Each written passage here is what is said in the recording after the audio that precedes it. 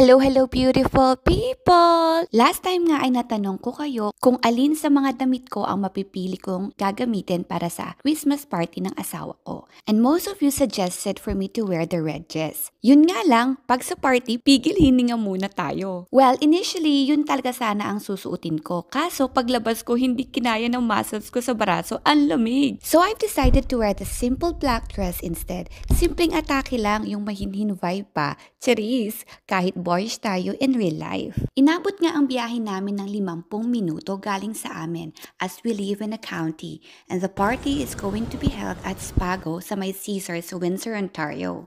Hindi na ako nakakuha ng photos and videos pagdating kasi si Habi lang ang Pinoy. So pag puti, they're used to chike-chike and not used to photo op. Hinintay talaga namin umalis muna sila bago kami mag-photo ni Mister. And because he was curious kung anong style ng casino, as it is across ng kinainan namin, I've let him. But I firmly told him no betting as the kids are waiting kina tita. Iba talaga pag parent ka na, you want to enjoy but your mind drifts.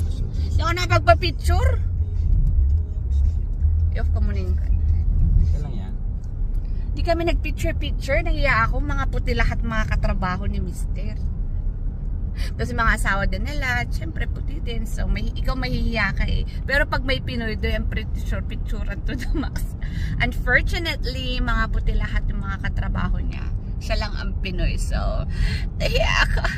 Nahiya ako. So, nag-picture na lang kami doon sa Christmas tree. Kami-kami lang.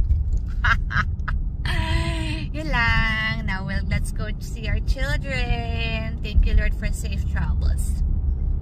Anyways, see you. Bye! Salamat!